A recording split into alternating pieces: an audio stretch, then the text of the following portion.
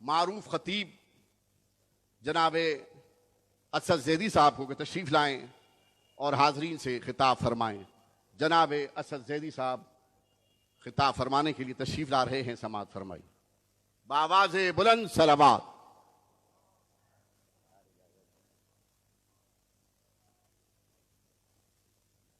بسم اللہ الرحمن الرحیم۔ میں بزرگوں کی اجازت سے ان کی موجودگی میں یقیناً لب کشائی کرنا اپنے آپ میں ایک جسارت ہے، لیکن میں کسی ذاکر، کسی خطیب کی حیثیت سے یہاں آپ سے گفتگو نہیں کر رہا، بلکہ آپ ہی کی طرح کے کئی مداحوں میں سے علامہ صاحب کے ایک مداح، ایک سامع کی حیثیت سے آپ کو تعزیت پیش کر رہا ہوں۔ یہ کسی تقریر کا مقام نہیں ہے، کسی مجلس کا مقام نہیں ہے، اور اس طرح کی گفتگو نہیں ہے۔ کچھ چیزیں ایسی ہیں، وقت ملحوظ خاطر ہے، لیکن میں اس امام باڑے میں یہ گفتگو کر رہا ہوں جہاں ضمیر صاحب اپنی خطابت کا آغاز رات کو عشرہ محرم میں 2 بجے کرتے تھے، اور یہ بتا دیتے تھے کہ وقت وہی قیمتی ہے جو ذکر آل محمد میں گزر جائے۔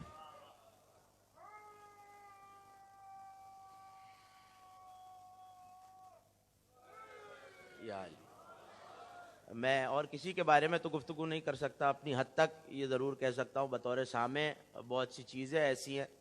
یہ گزشتہ روز ایصال ثواب کے 5 مجالس کے سلسلے میں دربار حسینی میں بھی یہ جملہ کہا تھا، اور پھر کہہ رہا ہوں کہ اور کسی کی حد تک گفتگو نہیں، مگر اپنی حد تک کچھ چیزیں ایسی ہیں عزاداری کی جو صرف ہم نے ضمیر اختر کو کرتے دیکھ کے سیکھا ہے، اور علم و حکمت کے عنوان سے میں نے یہ کہا تھا، اور میں ان لوگوں تک جو اتنا قریب نہیں رہے یا قبلہ سے ان کی ملاقات نہیں رہی یا مسلسل سنتے نہیں رہے، یہ ضرور کہوں گا کہ بہت سی چیزیں عزاداری میں ایسی تھیں جو ہم کرتے تو تھے مگر ان کی حکمتیں نہیں جانتے تھے۔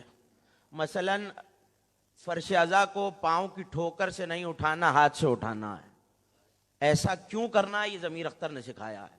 شب عاشور چراغا کیوں کرنا ہے؟ یہ ضمیر اختر نے بتایا ہے۔ کلاوہ باندھا جاتا ہے، باندھ رہے تھے۔ ایک تربیت عزاداری کی وہ ہے جو ہمیں اپنے گھروں سے ملی ہے، ایک تربیت وہ ہے جو ایک پوری نسل کی علامہ ڈاکٹر ضمیر اختر صاحب نے کی۔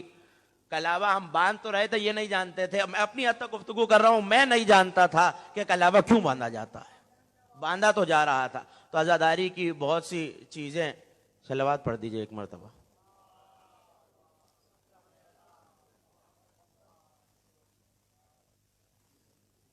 بہت سی چیزیں ایسی ہیں جو قبلہ کی موجودگی میں ہم نے سیکھی۔ صرف عزاداری کا ادب نہیں کہ بیویوں کے نام کے تابوت مردوں میں نہیں اٹھیں گے، علم اٹھایا جائے گا۔ یہ ایک ادب تھا، گو کہ یہ ایک اختلافی بحث ہے کہ اٹھیں گے کہ نہیں اٹھیں گے، لیکن یہ ادب تھا جو ضمیر اختر نے سکھایا۔ یقیناً جناب سیدہ بھی ایام فاطمیہ قریب ہیں، لیکن جس پیمانے میں قبلہ نے ایام فاطمیہ کا آغاز کیا، لوگوں میں شعور بیدار ہوا، اور اس تابوت کی جگہ جو علم برآمد کیا جاتا تھا، اس سے یہ تہذیب لوگوں تک پہنچی کہ تقدس کیا ہے، ان ذوات مقدسہ کا، مخدرات طاہرات کا، کہ کون سا ادب ہے اور کس طرح برتا جائے۔ صرف یہ نہیں، رسائی ادب، لوگوں نے انیس پڑھ کے سنایا ہے، لوگوں نے انیس پڑھا، لوگوں نے سنا، تحت اللفظ میں پڑھا گیا، لحن میں پڑھا گیا، شعراء تشریف فرمائے، پڑھنے والے تشریف فرمائے، لیکن ضمیر صاحب نے، ڈاکٹر صاحب نے، قبلہ نے ہمیں ادب سکھایا ہے کہ انیس پہ گفتگو کیسے کی جائے، اور مرثیہ سنا کیسے جائے، پڑھا کیسے جائے، اور اس پہ برتا کیسے جائے۔ بہت ساری ایسی چیزیں ہیں جو شاید شخصیت کا رہ جانا کمال نہیں ہے، اس کے افکار، عباس علی حدیث صاحب گفتگو کر رہے تھے، اس کے افکار باقی رہ جائیں، یہ کسی شخصیت کی کامیابی ہے۔ اور آپ کا یہاں اس وقت تک بیٹھا ہونا، ان علماء کا یہاں تشریف فرما ہونا، اور ہمارا گفتگو کرنا اور آج انہیں یاد کرنا، یہ بتا رہا ہے کہ جتنی خدمت عزاداری نے ضمیر اختر کی ہے، یہ عزاداری ہی لوگوں کو ضمیر اختر بھلانے نہیں دے گی۔ میں بہت زیادہ وقت نہیں لوں گا۔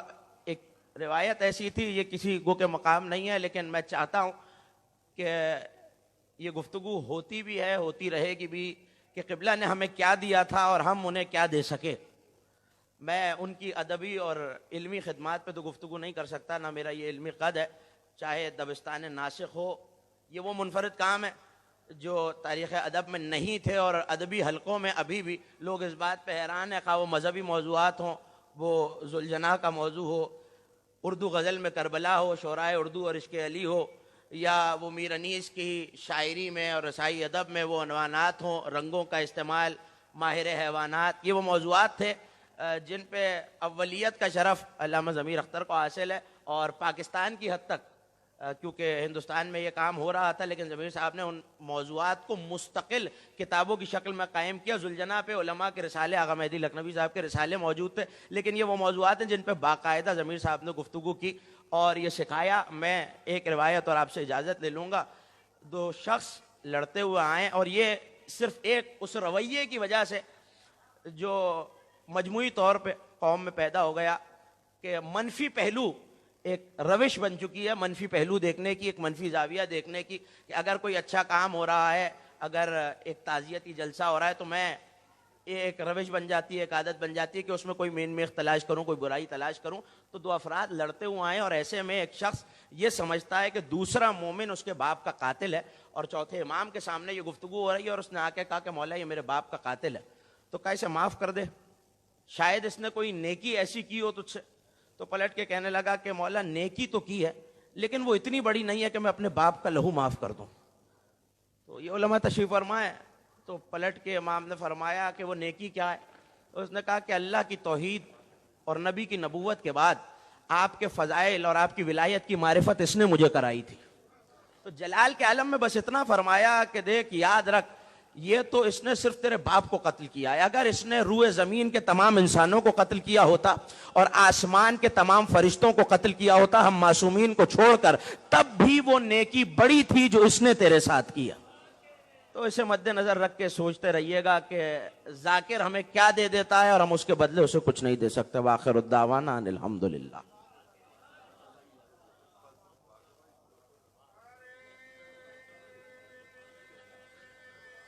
حیدری